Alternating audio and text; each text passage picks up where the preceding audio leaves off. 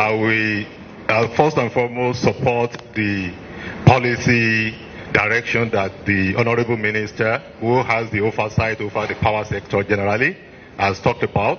But I would like to just highlight a few things.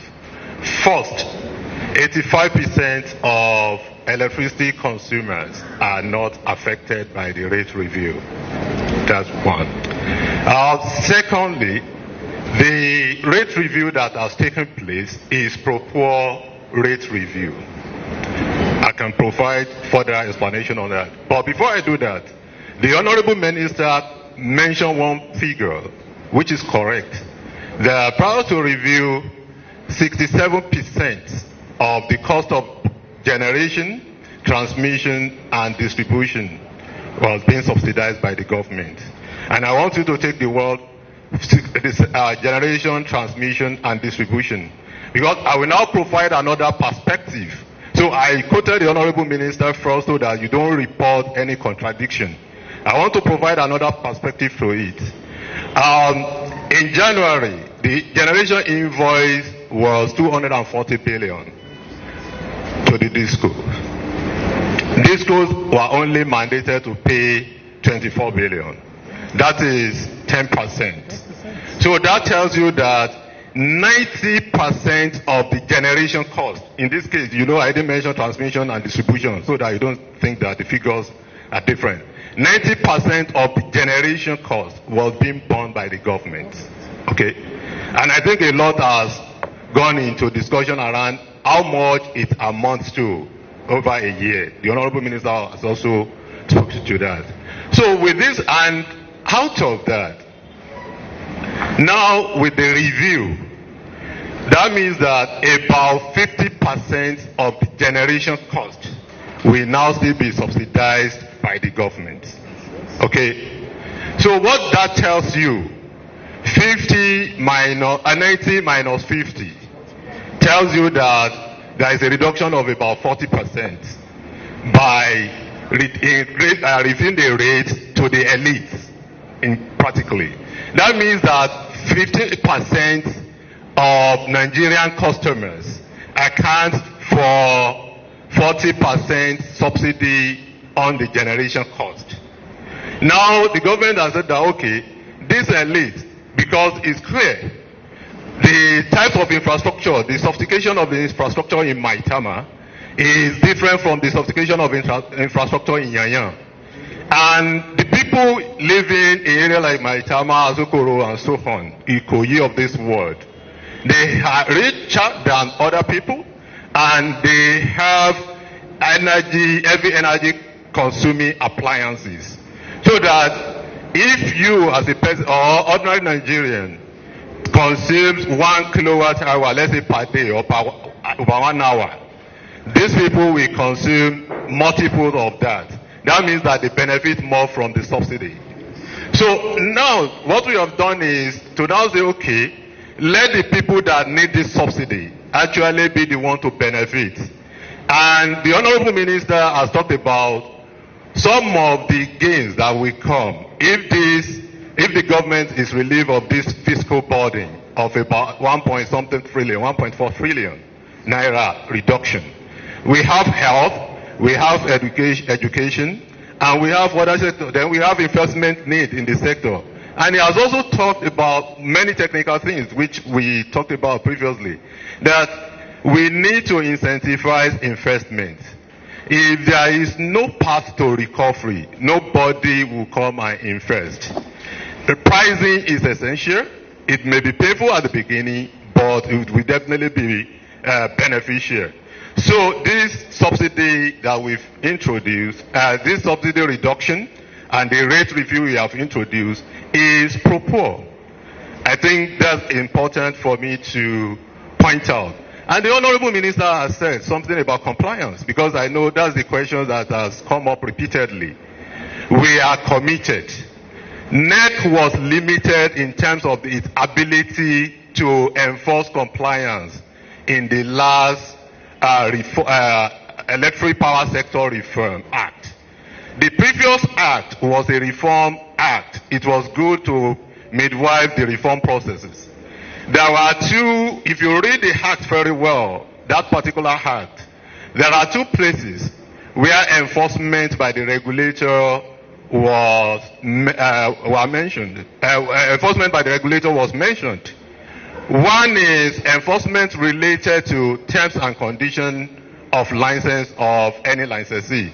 That is, if you violate your terms and conditions of your license, the regulator can only sanction you by the way of 10,000 naira per day. If you violate the order or the regulations of the commission, the regulator can only fine you 10,000 naira. In 28, of course, we did some enforcement. Then 50,000 million naira fine to Ibadan Disco, 14 to I think Benin Discos and so on and so forth. But in 2018, we suspended the board of Ibadan Disco. Suspended, not sacked. They took us to court, and the court said we didn't have power. But with the new Electricity Act, the power has been greatly improved. In January, we removed the board of Kaduna Disco. They couldn't go to court. Today, because yesterday, and I think most likely is the question that will come at this, because it relates to the issues that has been trending online. We've tried to address that, explainer, and so on and so forth. But let me quickly address it. Today, we issue an order to Abuja Disco to pay 200 million naira fine for violation of the order that we are discussing today. The fine, of course, when it is paid, is going to the Rural Electrification Fund in line with the provision of the Act. It doesn't belong to the Commission, and there is a wisdom in that, so that we don't turn ourselves to revenue generating agents because we don't want to improve our own personal liquidity. And what led to that, I will explain now. You are all aware, I think it's been reported in the media, that some customers have complained that they are not enjoying 20 hours of supply. And they've gone to vent, and they are charged the new rates. There are two scenarios. There is Abuja scenario, and there are other disco scenarios, because we began in, we follow your feedback. We really appreciate you. We began investigation immediately. Abuja scenario that led to this was an unpardonable excuse or error. What happened was, immediately the order was released. Rationally, they did something they needed to do. But what they now did was, they applied the rate to all the customers, regardless of their bands. So what now happened is, because rationally customers will go and fend to beat the implementation of the rate, immediately they hear the news. Some customers were lucky. I've heard a news about the customer that was able to buy 7,000 units of energy, 10,000 kilowatt hour at the whole rate, and is enjoying 20 hours of supply. But there are customers that are not supposed to be affected because they've messed up the process. Those customers went and they were getting the new rate. So what the Commission has done is, first, they are saying it's error. The question is, if it was error, if it was an error, why didn't you make an error that we reduce the tariff for all the customers? It's an unpardonable error. So they've been fined 200 million naira first. The second action is that in the same order, we've asked them to refund all the customers that are affected. They will be sending the right tokens to the customer in addition to the token the customer already got. So the differential they will be sending to the customers, they've been given till next week because they are still currently working on cleaning up the mess. So I think I need to point out that the second scenario, which has happened in some other discos, is this. Rationally, the Commission announced the review of tariff for 15% of customers.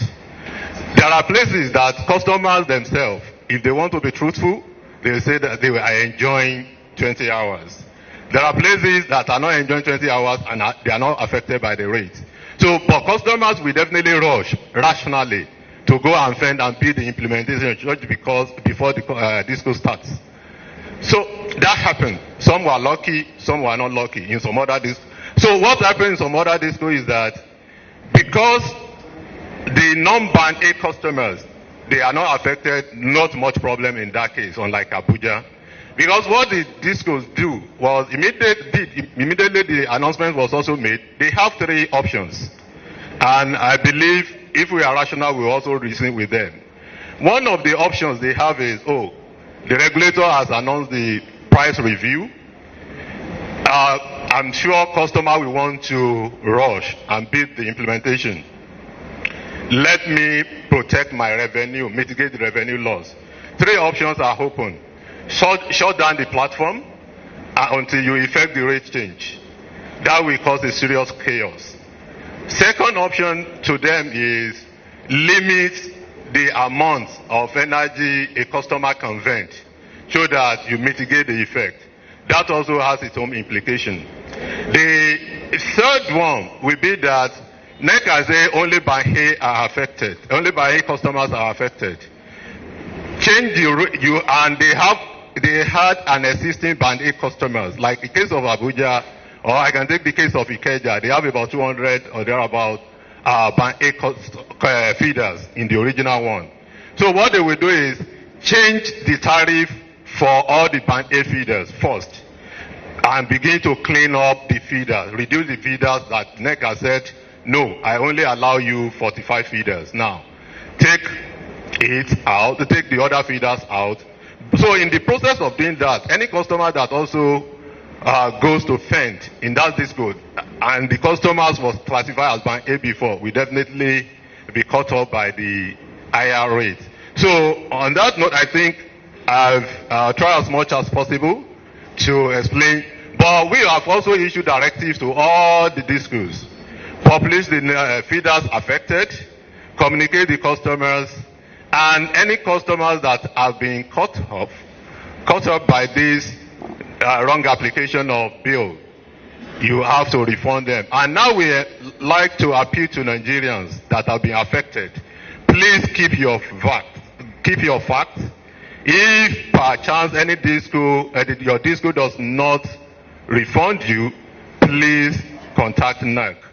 They have up until next week, Thursday, to refund the customers that have been wrongly billed. Thank you so much. The numbers, the contact number. Okay. We will publish the contact number. We have the call center. Then we have complaints@nerc.gov.ng. Complaints@nerc.gov.ng. Then we have a situation room. Our media people are here. We will definitely publish the contact phone numbers on our website, and we also advertise in the national dailies. Thank you. Thank you very much, Honorable Minister of Power. I want to really appreciate the presentation. Very distinguished ladies and gentlemen.